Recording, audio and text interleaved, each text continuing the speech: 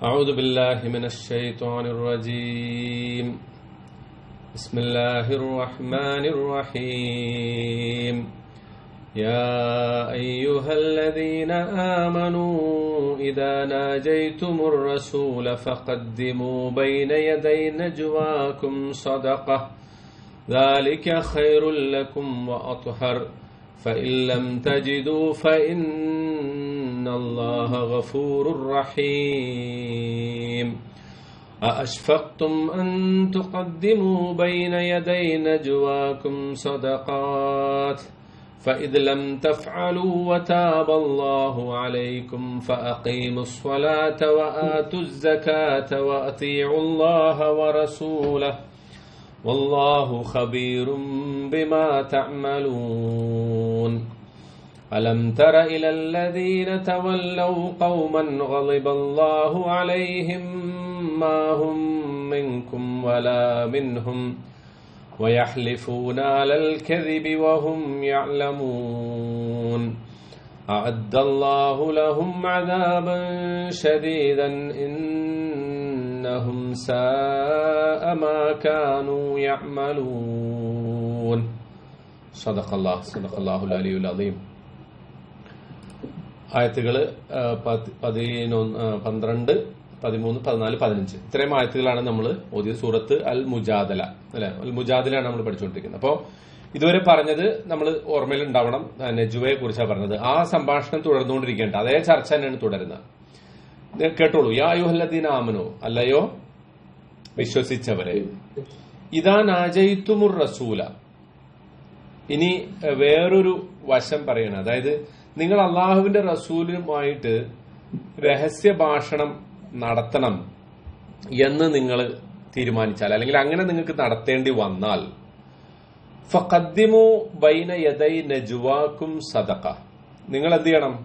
നിങ്ങളുടെ ആ രഹസ്യ ഭാഷണത്തിന് മുമ്പ് നിങ്ങൾ ഒരു സദഖ കൊടുക്കണം, ഒരു ദാനധർമ്മം കൊടുക്കണം. ഒരു വിചിത്രമായൊരു നടപടിയായിട്ട് നമുക്ക് തോന്നാം, പക്ഷെ അതെന്താന്ന് ഞാൻ പറഞ്ഞുതരാം കേട്ടോ.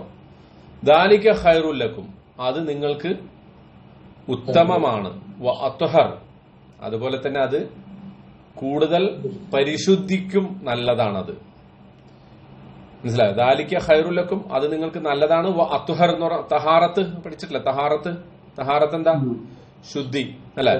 അതിനാണ് അത്ഹർ എന്നുള്ളത്. അതിനാണ് അതാണ് നിങ്ങൾക്ക് ഏറ്റവും പരിശുദ്ധി നൽകുന്നതും നിങ്ങൾക്ക് ഏറ്റവും ഉത്തമവുമായിട്ടുള്ള ഒരു സംഗതിയാണ് അത്. ഫഇല്ലം തജിദു, ഇനി നിങ്ങൾക്ക് അഥവാ അങ്ങനെ അള്ളാഹുവിന്റെ റസൂലുമായിട്ട് സംസാരിക്കുന്നതിന് മുമ്പ് ഒരു സദഖ കൊടുക്കാൻ നിങ്ങൾക്ക് ഒന്നും കിട്ടിയിട്ടില്ല, നിങ്ങൾക്കതിന് പറ്റുന്ന ഒരവസ്ഥ നിങ്ങൾക്കില്ലെങ്കിൽ, അതിന് പറ്റുന്ന ഒരു സാമ്പത്തിക അവസ്ഥ നിങ്ങൾക്കില്ലെങ്കിൽ, നിങ്ങൾക്കൊന്നും ലഭിച്ചിട്ടില്ലെങ്കിൽ, തജിദു അല്ലെ, വജദ യജിദു പഠിച്ചിട്ടുണ്ടല്ലോ നമ്മള്. ഫഇന്നല്ലാഹ ഗഫൂറുർ റഹീം, കുഴപ്പമില്ല, നിങ്ങൾ കൊടുക്കേണ്ടതില്ല. അള്ളാഹു തീർച്ചയായിട്ടും ഗഫൂറാണ്, എല്ലാം പൊറുക്കുന്നവനാണ്, റഹീമാണ്, പരമ കാരുണികനുമാണ്. ഇപ്പൊ എന്താ പറയുന്നത്? യാ അയ്യുഹല്ലദീന ആമനൂ ഇദാ നാജയ്തും റസൂൽ. അതായത് റസൂൽ സല്ലല്ലാഹു അലൈഹി വസല്ലമയുടെ അടുക്കൽ ആളുകൾക്ക് ഒറ്റയ്ക്ക് സംസാരിക്കാൻ താല്പര്യം ഉണ്ടാവും അല്ലെ. അവര് വളരെ, നമുക്കറിയാം അവരുടെ അള്ളാഹുവിന്റെ റസൂലിനുള്ള ഹുബിനെ കുറിച്ച് നമുക്കറിയാലോ. പ്രത്യേകിച്ച് ഇപ്പോ റബീഉൽ അവ്വലൊക്കെയാണ്. അപ്പോ ഇത് റസൂലിന്റെ ഹുബ് പറഞ്ഞുകൊണ്ടിരിക്കുന്ന ഒരു സമയം കൂടിയാണ് ഇപ്പോ. അപ്പോ ആ ഹുബ് പ്രത്യേകിച്ചും അന്നത്തെ സഹാബികൾക്ക് വല്ലാതെ ഉണ്ടായിരുന്നു. അവരിൽ ആരും തന്നെ ഒരു നിമിഷം പോലും അള്ളാഹുവിന്റെ റസൂലിന്റെ സദസ്സിൽ നിന്ന് പിരിഞ്ഞിരിക്കാനോ അദ്ദേഹത്തിന്റെ സാന്നിധ്യത്തെ പിരിയാനോ, അള്ളാഹുവിന്റെ റസൂലിന്റെ സാന്നിധ്യത്തെ വിട്ടുപോകാനോ അവർ ആഗ്രഹിച്ചിരുന്നില്ല. പക്ഷെ റസൂലായതോടൊപ്പം തന്നെ എന്താണ്? മനുഷ്യനാണ്. മനുഷ്യൻ എന്നുള്ള നിലക്ക് അദ്ദേഹത്തിന് കുടുംബമുണ്ട്, അദ്ദേഹത്തിന്റെ കുടുംബത്തിന്റെ കാര്യങ്ങളുണ്ട്, വ്യക്തി ജീവിതമുണ്ട്, സ്വകാര്യ ജീവിതമുണ്ട്. സ്വകാര്യ ജീവിതം എന്ന് പറയുന്നത് കുടുംബത്തോടൊത്തുള്ള ജീവിതമുണ്ട്, കൂടാതെ അള്ളാഹുവിന് തന്നെ ഇബാദത്ത് എടുക്കേണ്ട സ്വകാര്യ സന്ദർഭങ്ങളുണ്ട്. അപ്പൊ ഇതൊക്കെ പരിഗണിച്ചിട്ട് ആളുകൾ എന്ത് ചെയ്യേണ്ടിയിരുന്നു? കുറച്ചൊക്കെ പരിഗണന റസൂലിന് സ്വകാര്യ ജീവിതത്തിന് വേണ്ടി കൊടുക്കണമായിരുന്നു. പക്ഷെ പലപ്പോഴും ആളുകൾ അള്ളാഹുവിന്റെ റസൂലിനുള്ള ഹുബ് കാരണം അവര് പലപ്പോഴും റസൂലുമായിട്ട് കുറെ നേരം ഇരുന്ന് സംസാരിക്കാൻ താല്പര്യപ്പെട്ടിരുന്നു. എന്ന് മാത്രമല്ല, ഒപ്പം ഇരുന്ന് കൂട്ടായി സംസാരിക്കുന്നതിന് പകരം, കൂട്ടായി സംസാരിക്കുന്നതിന്റെ ഒപ്പം തന്നെ പലരും ആവശ്യപ്പെട്ടിരുന്നു നമുക്ക് പേഴ്സണലായിട്ട് സമയം വേണം, പേഴ്സണലായിട്ട് റസൂലിന്റെ ഒപ്പം കുറച്ച് സമയം ചെലവഴിക്കണം. റസൂലാകട്ടെ അതിനൊന്നും ഒരു മടിയും കാണിച്ചിരുന്നില്ല. ആരൊക്കെ പേഴ്സണലായിട്ട് അപ്പോയിന്റ്മെന്റ് ചോദിക്കണോ അതൊക്കെ കൊടുക്കും. അന്നത്തെ കാലത്ത് സെക്രട്ടറിയോ ഓഫീസ് മാനേജറോ ഇതൊന്നും ഇല്ലല്ലോ, അല്ലെ? PA പേഴ്സണൽ അസിസ്റ്റന്റ് ഒന്നും ഇല്ല. അപ്പൊ റസൂലിന്റെ അടുത്ത് ആര് വന്ന് ചോദിച്ചാലും റസൂല് സമയം കൊടുക്കും. പക്ഷെ അങ്ങനെ സമയം കൊടുക്കുമ്പോ തന്നെ ഒരുപാട് ആളുകൾ കാത്തു നിൽക്കുന്നുണ്ട്, ഒരുപാട് വഫ്ദുകൾ വരുന്നുണ്ട്. റസൂലിന് ഒരുപാട് പണിയുണ്ട്. ദഅവത്ത്, അള്ളാന്റെ റസൂലിന്റെ ഏറ്റവും പ്രധാനപ്പെട്ട പണി എന്ന് പറയുന്നത് ഈ അള്ളാന്റെ ഈ സന്ദേശം ലോകത്തിന് എത്തിച്ചു കൊടുക്കുക എന്നുള്ളതാണ്. ആ പണിയുണ്ട്. ഇതൊക്കെ പുറമെ കപടവിശ്വാസികളായിട്ടുള്ള ആളുകള് അവർക്കൊരു പോയിന്റ് തെളിയിക്കേണ്ടതുണ്ടായിരുന്നു. എന്താണ് കപടവിശ്വാസികൾ എപ്പോഴും തെളിയിക്കാൻ ആഗ്രഹിക്കുന്ന പോയിന്റ്? റസൂലിനോട് ഞങ്ങൾക്ക് വളരെ അടുപ്പമുണ്ടെന്ന് തെളിയിക്കണം. അതിനു വേണ്ടിയിട്ട് അവരെന്ത് ചെയ്യും? ഇടക്കിടക്ക് അപ്പോയിന്റ്മെന്റ് ചോദിക്കും റസൂലിനോട്, ഞങ്ങൾ വന്ന് സംസാരിച്ചോട്ടെ. അവരിടക്കിടക്ക്, കാരണം അങ്ങനെ ഉണ്ടല്ലോ. ഇപ്പോ മനുഷ്യന്റെ ഒരു സ്വഭാവമാണല്ലോ. ഏറ്റവും സമൂഹത്തിൽ ഉന്നതനായ ആളുടെ അടുത്ത് എനിക്ക് വ്യക്തിപരമായ അടുപ്പുണ്ടെന്ന് തെളിയിക്കാൻ വേണ്ടി ഇപ്പൊ അതെങ്ങനെ ചെയ്യാം? ഇപ്പൊ ഒരു സെൽഫി എടുക്കും, അല്ലെ? സെൽഫി എടുത്തിട്ട് ഇൻസ്റ്റാഗ്രാമിലിടും, ഫേസ്ബുക്കിലിടും, അല്ലെ? അപ്പൊ ഇന്ന ആളുടെ ഒപ്പം നിൽക്കണം, അപ്പൊ ഇവൻ അയാളുടെ അടുത്ത ആളാണെന്ന് കാണിക്കാനുള്ള ഒരു മനസ്സിൽ. അന്നിപ്പോ സെൽഫി ഇല്ല, ഫേസ്ബുക്ക് ഒന്നുമില്ല, ഇൻസ്റ്റാഗ്രാം ഒന്നുമില്ല. പിന്നെ അപ്പൊ ആകെയുള്ള പണി എന്താ? മറ്റുള്ളവർ കാണുകയെ, മറ്റുള്ളവരൊക്കെ നോക്കിക്കാലെ പോയിട്ട് റസൂലിനെ വിളിച്ച് വേറൊരു ഭാഗത്തേക്ക് കൊണ്ടുപോയാൽ സംസാരിക്കുക. അത് സംസാരം ഇങ്ങനെ ദീർഘിക്കുക. അപ്പൊ എത്രത്തോളം ദീർഘിച്ച് സംസാരിക്കുന്നു അത്രത്തോളം അടുപ്പത്തിന്റെ ആഴം വളരെ വ്യക്തമാവും. അപ്പോ ഇത് ഒരു ഘട്ടം എത്തിയപ്പോ റസൂലിന് എന്തായി? സഹിക്കാവുന്നതിന്റെ അപ്പുറത്തായി എന്ന് പറഞ്ഞാൽ അതിനി വകവെച്ചു കൊടുക്കാൻ പറ്റാത്തതിന്റെ ആ പരിധിയൊക്കെ വിട്ടു. ആ വിട്ടു കഴിഞ്ഞപ്പോ അള്ളാഹു തന്നെ ഒരു വിധി ഇറക്കണം. പക്ഷെ ഈ വിധിയെ കുറിച്ച് നമ്മൾ മനസ്സിലാക്കേണ്ടത് ഇതിന്റെ തൊട്ടടുത്ത ആയത്ത് പറയുമ്പോൾ നമുക്ക് മനസ്സിലാവും ഈ വിധി എന്തായിരുന്നു അതിന്റെ പര്യവസാനം എന്നുള്ളത്. പക്ഷെ തൽക്കാലം ഇപ്പൊ ഈ വിധി വന്നു. എന്താണ് വിധി വന്നത്? നിങ്ങള് അങ്ങനെ വ്യക്തിപരമായിട്ട് അള്ളാഹുവിന്റെ റസൂൽ സല്ലല്ലാഹു അലൈഹി വസല്ലമയോട് സംസാരിക്കണം, എനിക്ക് എന്റെ കാര്യങ്ങൾ വ്യക്തിപരമായി പറയണം എന്നുണ്ടെങ്കിൽ നിങ്ങൾ ഒരു സദക്ക കൊടുക്കണം. അപ്പോ സദക്ക കൊടുക്കാൻ താല്പര്യം ആർക്കാണ്? സദക്ക കൊടുക്കാൻ താല്പര്യം ആർക്കുണ്ടാവുക? വിശ്വാസികൾക്ക് ഉണ്ടാവുക. കപടവിശ്വാസികളോ? അവർക്ക് തീരെ ഇഷ്ടമില്ലാത്തൊരു സംഗതിയാണെന്ത്? സദക്ക കൊടുക്കാന്നുള്ളത്. ഒരു സദക്കയും അവർ കൊടുക്കാറില്ല. ഏതൊക്കെ സദക്ക ഉണ്ടോ യുദ്ധസമയത്ത് എപ്പോഴൊക്കെ യുദ്ധോപകരണങ്ങളോ അല്ലെങ്കിൽ വാഹനങ്ങളോ പണോ സ്വർണോ ഒക്കെ ദാനം ചെയ്യണമെന്ന് പറഞ്ഞാൽ അവർ പതുക്കെ സുക്കൂത്താവേ ചെയ്യുക അവിടുന്ന്. അതുവരെ സദസ്സിൽ വളരെ വലിയ കാര്യമായ അഭിപ്രായം പറഞ്ഞിരുന്ന ആളുകളൊക്കെ എന്ത് ചെയ്യും? സദക്കയുടെ കാര്യം പറയുമ്പോൾ പതുക്കെ സുക്കൂത്താവും. അപ്പോ ഇത് ശരിക്കും അതൊരു വല്ലാത്ത പരീക്ഷണമായിരുന്നു. ആർക്ക്? പ്രത്യേകിച്ച് കപടവിശ്വാസികൾ. റസൂൽ ഈ ആയത്ത് ഇറങ്ങിയ ഉടനെ അലി റളിയല്ലാഹു അൻഹു വിളിച്ചിട്ട് പറഞ്ഞു, നമുക്ക് ഇങ്ങനെ ഒരു ആയത്ത് വന്നു, ഇനിയിപ്പോ ഈ എന്താ സദക്ക കൊടുക്കേണ്ടത് തീരുമാനിക്കണമല്ലോ. അപ്പൊ റസൂല് അലി റളിയല്ലാഹു അൻഹുവോട് അഭിപ്രായം ചോദിച്ചു, നമുക്ക് 1 ദിനാർ പറഞ്ഞാലോ? 1 ദിനാർ സ്വർണ്ണ നാണയമാണ് അന്നത്തെ. വെള്ളി നാണയം ദിർഹമാണ് അന്ന്, സ്വർണ്ണ നാണയമാണ് ദിനാർ. 1 ദിനാർ. അപ്പോ റസൂലിന്റെ ആ അഭിപ്രായം കേട്ടപ്പോ അലി റളിയല്ലാഹു അൻഹു പറഞ്ഞു, അത് ആളുകൾക്ക് ഭയങ്കര പ്രയാസമാവും റസൂലെ, അത്ര വേണ്ട. അപ്പോ റസൂൽ ചോദിച്ചു, എന്നാ 1/2 ദിനാറായാലോ? പകുതി 1/2 ദിനാർ. അപ്പൊ ആലോചിക്കണം, 1 ദിനാർ എന്ന് പറഞ്ഞാൽ അന്ന് 20 ദിനാറുണ്ടെങ്കിൽ സക്കാത്ത് കൊടുക്കണം. 20 ദിനാർ ഉണ്ടെങ്കിൽ സക്കാത്ത് കൊടുക്കണം. ഇന്നിപ്പോ സക്കാത്ത് കൊടുക്കേണ്ടത് 85 ഗ്രാം സ്വർണം. മനസ്സിലായോ? 85 ഗ്രാം സ്വർണത്തിന് തുല്യമായ ഒരു സംഖ്യയാണ് അന്ന് എത്ര? 20 ദിനാർ. ആ ദിനാറിന് 20-1 ഇപ്പൊ കൊടുക്കേണ്ടത്. അപ്പൊ ഇത്തിരി വലിയ സംഖ്യയാണ് അല്ലെ? അത്യാവശ്യം വലിയ സംഖ്യയാണ്. അപ്പോ റസൂല് അത് പറഞ്ഞപ്പോ അലി റളിയല്ലാഹു അൻഹു പറഞ്ഞു, അത് വേണ്ട, അത് ബുദ്ധിമുട്ടാവും ആളുകൾക്ക്. അപ്പൊ റസൂല് പറഞ്ഞു, എന്നാ പിന്നെ ഒരു പണിച്ച് 1/2 ദിനാറാക്ക. അപ്പോ അലി റളിയല്ലാഹു അൻഹു പറഞ്ഞു, അതും വേണ്ട റസൂല്, അതും പാടായിരിക്കും. എന്നാ പിന്നെ ഒരു ബാർലിയുടെ തൂക്കം സ്വർണം. അവസാനം അലി റളിയല്ലാഹു അൻഹു പറഞ്ഞതാണെന്ത്? ഒരു ബാർലി എന്ന് പറഞ്ഞാൽ നമുക്കറിയാലോ, ഒരു ഗോതമ്പിന്റെ മണിയില്ലേ അല്ലെ, അല്ലെങ്കിൽ ഒരു ധാന്യമണി, അത്രയും തൂക്കം സ്വർണം കൊടുത്താൽ മതി. അപ്പൊ റസൂല് പറഞ്ഞു, നീ ഒരു സാഹിദാണ്. അലിനോട് പറഞ്ഞ എന്താ? നീ ഒരു സാഹിദാണ്. സാഹിദ് എന്ന് പറഞ്ഞാൽ എന്താ? ഒരു വിരക്തനാണ്. ഭൗതിക ജീവിതത്തിൽ ഒരു വിരക്തനാണ്. കാരണം ഇത്രയും സമ്പത്തൊന്നും നമുക്ക് വേണ്ടെന്നാണല്ലോ ഈ പറയണത്. റസൂലിന്റെ മുമ്പ് റസൂലിനല്ല അത് കിട്ടുക, പക്ഷെ അത് സമൂഹത്തിലെ പാവപ്പെട്ടവർക്കാണ് സദക്ക കൊടുക്കേണ്ടത്. അല്ല റസൂലിന് സദക്ക കൊടുക്കാൻ പറ്റില്ല. കാരണം എന്താ? റസൂല് സദക്ക കഴിക്കൂല അല്ലെ? റസൂലിന്റെ ഒരു പ്രത്യേകതയായിട്ട് പറഞ്ഞത് റസൂൽ ഒരിക്കലും സദക്ക കഴിക്കില്ല, ഭക്ഷിക്കില്ല. മറിച്ച് സമ്മാനം കൊടുത്താലേ സ്വീകരിക്കുള്ളൂ. ഒരിക്കലും അള്ളാഹുവിന്റെ റസൂലിന്റെ കുടുംബത്തിന് എന്തില്ല, അസ്തഗ്ഫിറുല്ലാ, അള്ളാഹിന്റെ കുടുംബം എന്ന് പറഞ്ഞാൽ അള്ളാഹുവിന്റെ റസൂലിന്റെ കുടുംബത്തിന് ഒരിക്കലും സദക്ക പറ്റൂല. അതുകൊണ്ട് തന്നെ സമ്മാനമേ റസൂൽ സ്വീകരിക്കാറുണ്ടായിരുന്നുള്ളൂ. അതുകൊണ്ട് തന്നെ ഇത് എന്നിട്ട് അലി റളിയല്ലാഹു പറയാണ്, ഈ ആയത്ത് ഇറങ്ങിയതിനു ശേഷം ആകെ ഒരേ ഒരാളെ സദക്ക കൊടുത്തിട്ടുള്ളൂ. റസൂലിനോട് ഒരു കാര്യം ചോദിച്ചിട്ട് സദക്ക കൊടുത്ത ഒരേ ഒരാളേ ഉള്ളൂ. അതാരാ? അത് ഞാനായിരുന്നു. എന്നാര് പറയാണ്? അലി റളിയല്ലാഹു. അപ്പോഴേക്കും എന്ത് സംഭവിച്ചു? നിയമത്തിന് നിയമം ഇറങ്ങിയ ഉടനെ കപടവിശ്വാസികളൊക്കെ പിന്നെ അവർക്ക് ആർക്കും പേഴ്സണൽ അപ്പോയിന്റ്മെന്റ് വേണ്ടാണ്ടായി. ആരും ഇത് ചോദിച്ചു വരൂല റസൂലിനോട്. എനിക്ക് എന്തെങ്കിലും പറയാൻ അതുവരെ ഇഷ്ടംപോലെ പറഞ്ഞിരുന്ന ആളുകളൊക്കെ പതുക്കെ പതുക്കെ സുക്കൂത്തായി തുടങ്ങി. വിശ്വാസികളാണെങ്കിൽ പലരും പാവപ്പെട്ടവരാണ്, അവർക്ക് കൊടുക്കാനുണ്ടാവില്ല. പക്ഷെ അതിനുശേഷം വേറൊന്നും സംഭവിച്ചു. അത് നമ്മൾ അടുത്ത ആയത്തിൽ പറയാം കേട്ടോ. അപ്പോ ഇത് പ്രോട്ടോകോൾ സിസ്റ്റം ശരിക്കും ഇസ്ലാമിലൂടെയല്ല വന്നത്. അങ്ങനെ നമുക്ക് പറഞ്ഞുകൂടാ. അത് പ്രോട്ടോകോൾ എന്ന് പറയുന്നത് അപ്പോയിന്റ്മെന്റ് നബിനെ കാണാൻ വേണ്ടിട്ട് അപ്പോയിന്റ്മെന്റ് ഫിക്സ് ചെയ്യലും പിന്നെ ആദ്യം വന്ന ആൾക്കാർ ആദ്യം അങ്ങനെയുള്ള ഒരു അല്ല. അതെ, അതിപ്പോ റസൂൽ സല്ലല്ലാഹു അലൈഹി വസല്ലമയുടെ കാലത്ത് റസൂൽ അത് ചെയ്തിരുന്നു. ഇപ്പോ സഹാബികളൊക്കെ ചെയ്തിരുന്നു. പക്ഷെ അതിന്റെ അർത്ഥം അത് ആദ്യം ഇസ്ലാമാണ് കൊണ്ടത്. കാരണം അതൊക്കെ ഒരു മനുഷ്യ സഹജമായിട്ടുള്ള സംഗതികളാണല്ലോ. മനുഷ്യന്റെ നമ്മുടെ ഒരു സാഹചര്യത്തിനനുസരിച്ച് മനുഷ്യർ ഉണ്ടാക്കിക്കൊണ്ടുവരുന്ന ചില നിയമങ്ങളാണല്ലോ അതൊക്കെ. അപ്പൊ അതൊക്കെ അങ്ങനെ നമ്മൾ അതിനെ കുറിച്ച് കരുതേണ്ടതില്ല. പണ്ടത്തെ കാലത്ത് രാജാക്കന്മാരും അങ്ങനെ ചെയ്തിട്ടുണ്ടാകാം അല്ലെ. ഇപ്പോഴത്തെ ഒരു സിസ്റ്റം ആവൂല അന്ന് എന്നേ ഉള്ളൂ കേട്ടോ. ഓക്കെ, ശരി. അപ്പോ അടുത്ത ആയത്തില് നമുക്ക് അത് എന്താ സംഭവിച്ചെന്ന് നോക്കാം. ആ ആയത്ത് ഇറങ്ങിയപ്പോ അഷ്ഫഖ്തും അള്ളാഹു ചോദിക്കണം, നിങ്ങൾ ഭയപ്പെട്ടു പോയോ? നിങ്ങൾ ഭയപ്പെട്ടു പോയോ? അഷ്ഫഖ എന്ന് പറഞ്ഞാല് നിങ്ങളെ ഭയപ്പെടുത്തി കളഞ്ഞോ എന്നാണ്. ഷഫഖത്ത് എന്ന് പറഞ്ഞാൽ ശരിക്കൊരു എന്താ പറയാ,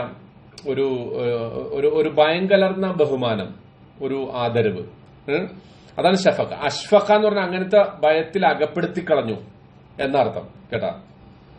ഷഫഖത്തിന് ഒരു വാത്സല്യം, ആ വാത്സല്യവും ബഹുമാനവും ആദരവൊക്കെ എങ്ങനെ ഉണ്ടാവുന്നതാണ്? ഒരു അങ്ങനെ ഉണ്ടല്ലോ ചില ആളുകളോട് നമുക്കൊരു പേടി ഉണ്ടാവും. ആ പേടി എങ്ങനെയുള്ള പേടിയല്ല, പാമ്പിനെ പേടിക്കുന്ന പോലെ പേടിയല്ല അല്ലെ.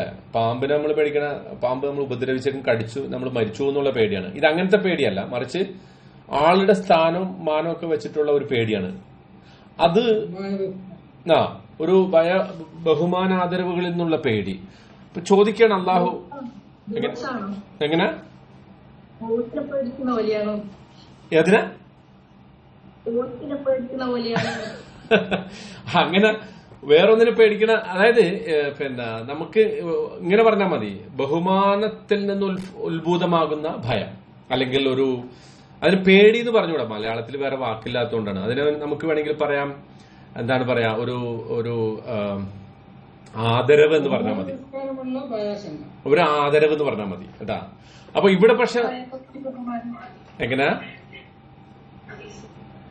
അപ്പോ ഇവിടെ പറയുന്നത് അഷ്ഫഖ്തും, നിങ്ങൾ ഭയാശങ്കയിൽ പെട്ടുപോയോ? നിങ്ങളെ ഭയത്തിൽ അകപ്പെടുത്തി കളഞ്ഞോ?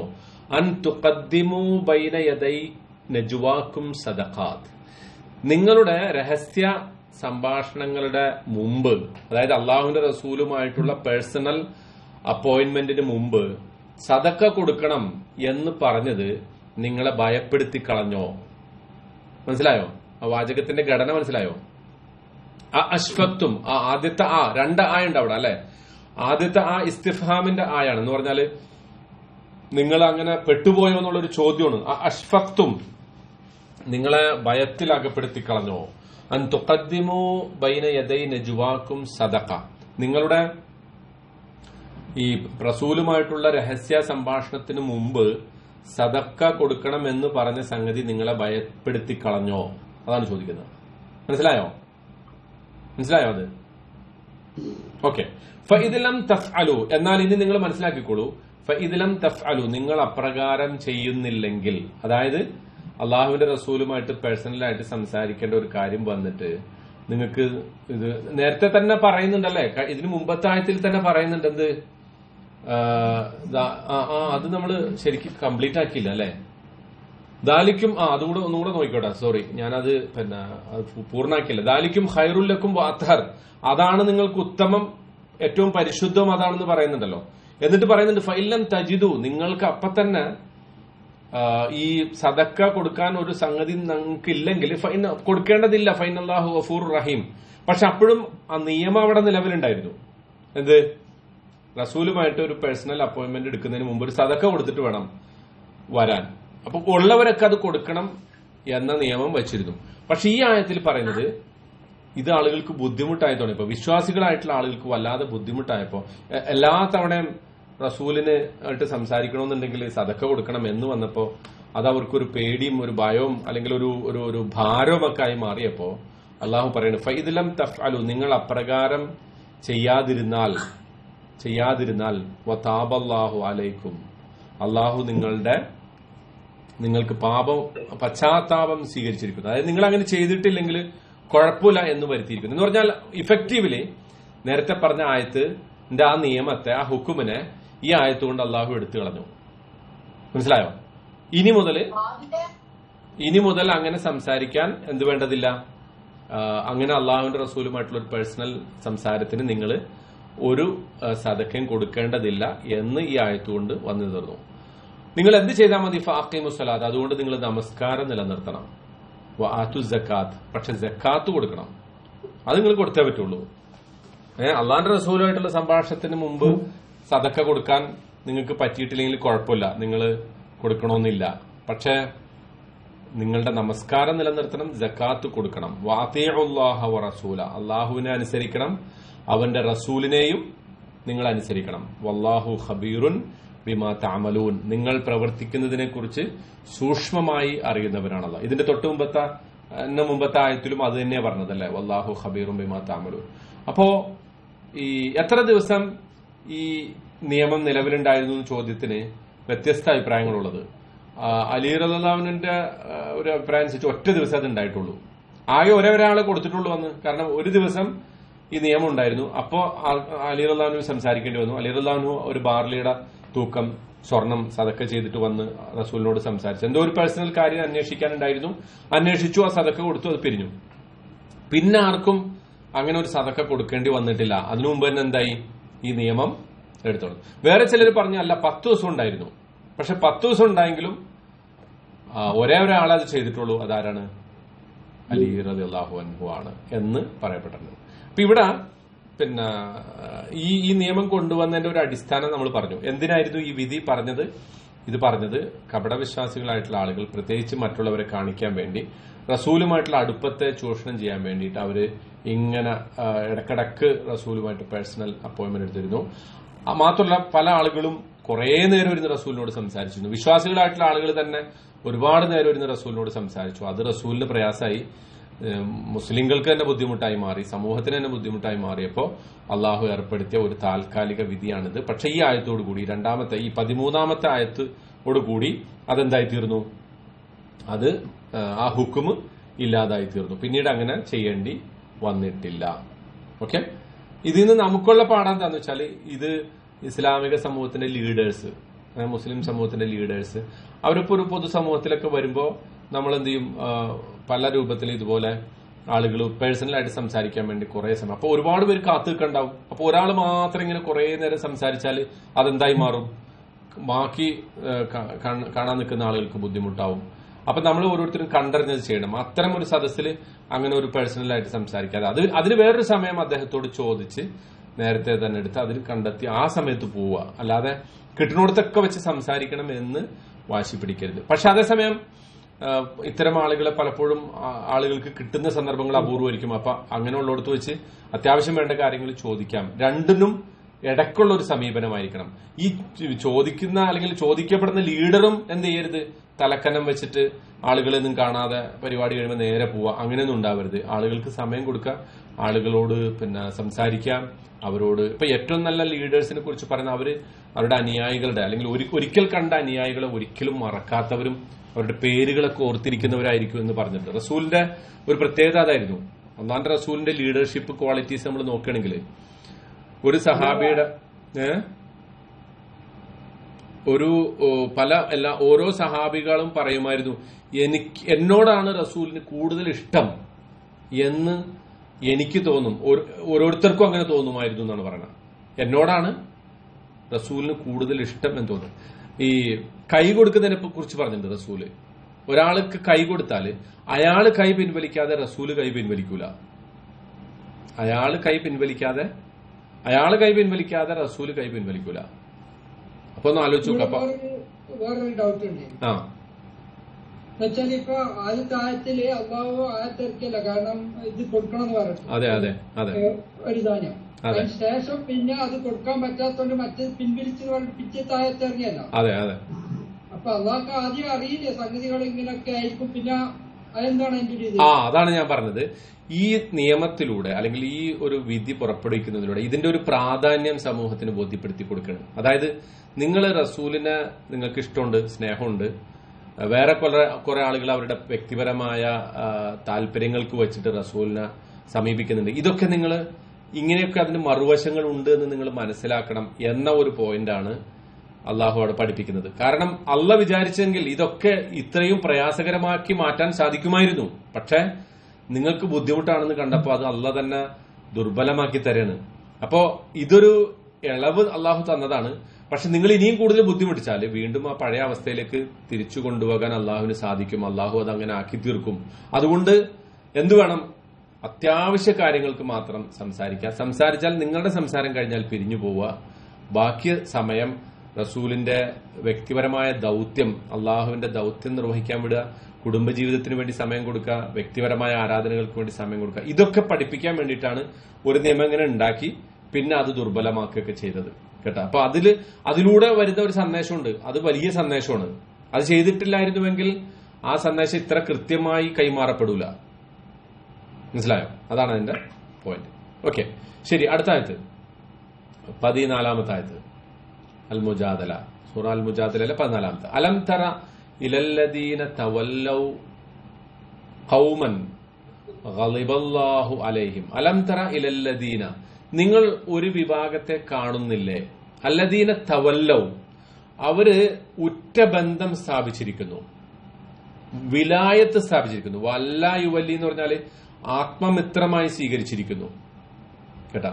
വലിയില്ലേ, വലിയുള്ള ഔലിയാക്കൾ നമ്മൾ മലയാളത്തിൽ പറയൂലേ, ഔലിയാക്കള്, അത് അറബി പദമാണ്. അതിന്റെ ഏകവചനമാണ് വലിയ, അതിന്റെ ഫിഅലാണ് തവല്ല. അതുകൊണ്ട് വല്ല യുവല്ലി എന്ന് പറഞ്ഞാൽ പിരിഞ്ഞു പോവാന്നും അർത്ഥമുണ്ട്. ഇവിടെ ഉദ്ദേശിക്കുന്നത് നിങ്ങള് അവരെ ഉറ്റ മിത്രമാക്കി മാറ്റി എന്നർത്ഥം. ശരിക്ക് ആ പിന്തിരിഞ്ഞു പോവാന്നുള്ളത് അത് അർത്ഥം വരണ എങ്ങനെയാന്ന് വെച്ചാല് മറ്റെല്ലാത്തിനും പിന്തിരിഞ്ഞിട്ട് ഈ ഒറ്റ സംഗതിയിലേക്ക് നിങ്ങൾ ശ്രദ്ധ കേന്ദ്രീകരിക്കുമല്ലോ. അതാണല്ലോ ഉറ്റ മിത്രാക്കാന്ന് പറഞ്ഞാൽ. ഒരാള് എനിക്കൊരു ഉറ്റ മിത്രമുണ്ടെന്ന് പറഞ്ഞാൽ അതിന്റെ അർത്ഥം എന്താ? മറ്റെല്ലാ മിത്രങ്ങളെയും വിട്ടിട്ട് ഞാൻ ഇയാൾക്കാണ് കൂടുതൽ ഫോക്കസ് കൊടുക്കുന്നത്. മനസ്സിലായോ? അള്ളാഹു വലിയുല്ലദീന ആമനു, അള്ളാഹു വിശ്വാസികളുടെ ആത്മമിത്രമാകുന്നു എന്ന് പറഞ്ഞ അർത്ഥം അവിശ്വാസികളെ വിട്ടിട്ട് അള്ളാഹുവിന്റെ ശ്രദ്ധ മുഴുവൻ എവിടെയാണ്? വിശ്വാസികൾക്കാണ്. മനസ്സിലായോ? അതാണത്. അപ്പൊ ഇവിടെ റസൂലിനോട് അള്ളാഹു പറയാണ്, അലം തറ ഇലല്ലദീന തവല്ലൗ ഖൗമൻ, ഒരു ജനതയെ ആത്മമിത്രമാക്കി അവരോട് ഉറ്റ ബന്ധം സ്ഥാപിച്ചവരെ താങ്കൾ കാണുന്നില്ലേ? ആ ജനതയുടെ പ്രത്യേകത എന്താ? ഗളിബല്ലാഹു അലൈഹിം, അള്ളാഹു അവരോട് കോപിച്ചിരിക്കുന്നു. ജൂതന്മാരാണ് ഇവിടെ ഉദ്ദേശിക്കുക കേട്ടോ, ജൂതന്മാരാണ് ഉദ്ദേശിച്ചിരിക്കുന്നത്. അപ്പോ അള്ളാഹു അവരോട് കോപിച്ച ഒരു ജനതയെ അവരുമായിട്ട് ഉറ്റ ബന്ധം സ്ഥാപിച്ചവരെ താങ്കൾ കാണുന്നില്ലേ? ഉദ്ദേശിക്കുന്നത് ആരെയാണ്? അപ്പോ മുനാഫിക്കുകളെയാണ്, കപടവിശ്വാസികളെയാണ്. മാഹും മിൻകും, അവർ നിങ്ങളിൽപ്പെട്ടവരല്ല. ആര്? ഈ കപടവിശ്വാസികൾ. മാഹും, അവരല്ല. മിൻകും, നിങ്ങളിൽ പെട്ടവരല്ല. വലാ മിൻഹും, എന്നാൽ അവരിലും പെട്ടവരല്ല. ആര്? ജൂതന്മാരിലും പെട്ടവരല്ല ഇവര്, ഈ കപടവിശ്വാസികള്. വയഹ്ലിഫൂന, അവർ സത്യം ചെയ്യുന്നു. ഹലഫ യഹ്ലിഫു എന്ന് പറഞ്ഞാല് സത്യം ചെയ്യുന്നു. അലൽ കദിബ്, അവർ കള്ളത്തെ പിടിച്ച്, കള്ളം ഇട്ട് ആണയിട്ടാണ് അവർ സത്യം ചെയ്യുന്നത്. വഹും യഅലമൂൻ, അവരറിഞ്ഞുകൊണ്ട് തന്നെ, അറിഞ്ഞുകൊണ്ട് കള്ളസത്യം ചെയ്യുന്ന ആളുകളാണ് അവര്. മനസ്സിലായോ? അപ്പോ ഇവിടെ ശരിക്ക് നേരത്തെ നമ്മൾ കപടവിശ്വാസികളുടെ പെരുമാറ്റത്തെ കുറിച്ചാണ് പറഞ്ഞത് അല്ലെ. പല പല രൂപത്തിൽ കപടവിശ്വാസികള് പിന്നെ വിശ്വാസികളുമായിട്ടുള്ള അടുപ്പം, റസൂലുമായിട്ടുള്ള അടുപ്പത്തെയൊക്കെ ചൂഷണം ചെയ്യുന്നതിനെ കുറിച്ച് നമ്മൾ പറഞ്ഞിരുന്നു. ഇവിടെ ഇവരെ കുറിച്ച് പറയുന്നത് അള്ളാഹു കോപിച്ച ഒരു ജനതയുമായി ഉറ്റ ബന്ധം സ്ഥാപിച്ചു. എന്നിട്ട് വിശ്വാസികളുടെ മുമ്പിൽ വന്നിട്ട് അവർ പറയണം ഞങ്ങൾ വിശ്വാസികളാണ്, സത്യവിശ്വാസികളാണ്. അത് കാണിക്കാൻ വേണ്ടിയിട്ടാണ് അവരെന്ത് ചെയ്തിരുന്നത്? റസൂലുമായിട്ട് കൂടുതൽ നേരം വ്യക്തിപരമായിട്ടൊക്കെ ഒറ്റയ്ക്ക് ഇങ്ങനെ സംസാരിച്ചിരുന്നതിന്റെ അടിസ്ഥാനം അതായിരുന്നു. അപ്പോ അങ്ങനെ സംസാരിക്കുമ്പോ അത് വിലക്കി കഴിഞ്ഞപ്പോൾ സ്വാഭാവികമായിട്ട് അവർക്ക് അത്തരം ചാൻസുകൾ നഷ്ടമായി. പക്ഷെ ഇവര് മറ്റൊരുമായിട്ടുള്ള ബന്ധം പൂർവാധികം ശക്തിയോടെ തുടർന്നു. അവരുടെ ഉദ്ദേശം എന്താ? എങ്ങനെയെങ്കിലും മുസ്ലിങ്ങളെ തകർക്കണം, റസൂലിനെ ഇല്ലാണ്ടാക്കണം. പ്രത്യേകിച്ച് നമുക്കറിയാം അവരുടെ നേതാവ്, കപടവിശ്വാസികളുടെ നേതാവായിരുന്ന ആളുടെ പേരുണ്ട് അബ്ദുല്ലാഹിബ്നു ഉബയ്യിബ്നു സുലൂൽ അല്ലെ. അബ്ദുല്ലാഹിബ്നു ഉബയ്യിബ്നു സുലൂൽ എന്ന് പറയുന്ന ആളായിരുന്നു അവരുടെ നേതാവ്. ആ നേതാവിന്റെ പ്രത്യേകത വെച്ചാൽ അദ്ദേഹം പിന്നെ ഒരു മദീനയിൽ ഒരു കുപ്പായമൊക്കെ തയ്പ്പിച്ചിരിക്കുകയായിരുന്നു. എന്തിനുള്ള കുപ്പായം? മദീനയുടെ രാജാവാകാനുള്ള ഒരു തീരുമാനം, അവിടുത്തെ ഭരണാധികാരിയായിട്ട് എനിക്ക് ആ സ്ഥാനം കിട്ടും എന്ന് വരെ ഉറപ്പിച്ച ആളായിരുന്നു ആര്? അബ്ദുല്ലാഹിബ്നു ഉബയ്യ് ബിൻ സുലൂൽ. പക്ഷെ റസൂൽ വന്നതോടുകൂടി അയാളുടെ പ്രതീക്ഷയൊക്കെ തകിടം മറിഞ്ഞു. പക്ഷെ പ്രത്യക്ഷത്തിൽ റസൂലിനെ എതിർക്കാൻ അയാൾക്ക് തോന്നിയില്ല. മറിച്ച് അയാൾ പരോക്ഷമായിട്ട് റസൂലിനെ എതിർത്തുകൊണ്ടിരുന്നു. എങ്ങനെയെന്ന് വെച്ചാൽ ജൂതന്മാരുടെ ഒപ്പം ചേർന്നിട്ട് റസൂലിനെ അട്ടിമറിക്കാൻ, റസൂലിനെ വധിക്കാൻ, സ്ഥാനഭ്രഷ്ടനാക്കാനൊക്കെ കാര്യമായ പരിശ്രമം നടത്തിയിരുന്ന ആളായിരുന്നു ആര്? അബ്ദുല്ലാഹിബ്നു ഉബയ്യ് ബിൻ സുലൂൽ. കേട്ടാ. അപ്പോൾ ഈ ഒരു അവസ്ഥയെക്കുറിച്ചാണ് അല്ലാഹു സുബ്ഹാനഹു വ തആല വിശ്വാസികളെ ഓർമ്മപ്പെടുത്തുന്നത്. നിങ്ങൾ നോക്കൂ, നിങ്ങൾക്ക് എതിരെ ജൂത സമൂഹവുമായിട്ട്, ജൂതന്മാർക്ക് എന്തെങ്കിലും പ്രശ്നം, അങ്ങനെ കുറ്റം ഏതെങ്കിലും നിലക്ക് അവരുമായിട്ട് നല്ല പ്രവർത്തനങ്ങളിൽ ഏർപ്പെടുത്താൻ അല്ലെങ്കിൽ അവരോട് നന്മ ചെയ്യുന്നതിനല്ല ഈ തടസ്സപ്പെടുന്നത്, മറിച്ച് അവരെ ഏറ്റവും അടുത്ത മിത്രങ്ങളാക്കുക. കാരണം വളരെ പ്രകടമായി മുസ്ലിങ്ങളോട് ശത്രുത പ്രഖ്യാപിച്ചവരാണ് ആര്? ജൂതന്മാര്. മദീനയിലെ ജൂതന്മാര് വളരെ കൃത്യമായിട്ട് റസൂലിനെ തന്നെ അവര് കൊല്ലാൻ ഗൂഢാലോചന നടത്തിയവരാണത്. മനസ്സിലായോ? അതുകൊണ്ടാണ് അള്ളാഹു കോപിച്ച ജനത എന്ന് അവരെ കുറിച്ച് പറഞ്ഞത്. അപ്പോ ഏതൊരു ആരോഗ്യമുള്ള സമൂഹത്തിന്റെയും പ്രത്യേകതയാണ് അവരുടെ ശത്രുക്കൾ ആരാന്ന് തിരിച്ചറിയണം. ശത്രുക്കളെ തിരിച്ചറിഞ്ഞിട്ടില്ലെങ്കിൽ വലിയ പ്രശ്നമാണ് അല്ലെ. ഇതാണ് അള്ളാഹു ഇവിടെ കാണിച്ചു കൊടുക്കുന്നത്. നിങ്ങളുടെ പ്രകടമായി നിങ്ങളോട് ശത്രുത പ്രഖ്യാപിച്ച ആളുകളോട് അടുത്ത ബന്ധം പുലർത്തുകയും എന്നിട്ട് നിങ്ങളോടൊപ്പം ഉണ്ടെന്ന് കള്ളസത്യം ചെയ്യുകയും ചെയ്യുന്ന ആളുകളെ താങ്കൾ കണ്ടില്ലേ എന്നാണ് ഈ ആയത്തിൽ ചോദിക്കുന്നത്. എന്നിട്ട് പറയുന്നത് അഅദ്ദല്ലാഹു ലഹും, അള്ളാഹു അവർക്ക് ഒരുക്കി വെച്ചിരിക്കുന്നു. അദ്ദ എന്ന് പറഞ്ഞാല് ഒരുക്കി വെക്കുക. എദാദ് പ്രിപ്പറേഷൻ പറയും. എദാദ് പ്രിപ്പറേഷൻ. ഇസ്തിഅദാദ് എന്ന് പറയും സന്നദ്ധതയ്ക്ക്, ഒരു സംഗതിക്ക് വേണ്ടിയിട്ടുള്ള സന്നദ്ധതയ്ക്ക്. ഇപ്പോ ഫസ്തഅദ്ദ ലിലിഖാഇ റബ്ബിഹി എന്ന് പറയുന്നുണ്ട്. ഒരു അതായത് തന്റെ റബ്ബിനെ കണ്ടുമുട്ടാൻ വേണ്ടി ആര് ഒരുങ്ങിയോ എന്ന അർത്ഥത്തിൽ. അപ്പൊ ഇവിടെ അഅദ്ദല്ലാഹു ലഹും, അള്ളാഹു അവർക്ക് ഒരുക്കി വെച്ചിരിക്കുന്നു അദാബൻ ഷദീദ. അദാബൻ ഷദീദ, എന്ത് ശിക്ഷ? കഠിനമായ ശിക്ഷ അള്ളാഹു അവർക്ക് വേണ്ടി ഒരുക്കി വെച്ചിരിക്കുന്നു. ഇന്നഹും, തീർച്ചയായും അവർ, സാഅ മാ കാനൂ യഅമലൂൻ, അവർ പ്രവർത്തിക്കുന്നത് എത്ര മോശപ്പെട്ട സംഗതിയാണ്. സാഅ എന്ന് പറഞ്ഞാല് സൂഅ്, സയ്യിഅത്ത് കേട്ടല്ലേ? സൂഅ് മോശപ്പെട്ട സംഗതി, അതിൽ നിന്നാണ് സാഅ. അവര് പ്രവർത്തിച്ചുകൊണ്ടിരിക്കുന്നത് എത്ര മോശപ്പെട്ട സംഗതിയാണ്. ഓക്കെ.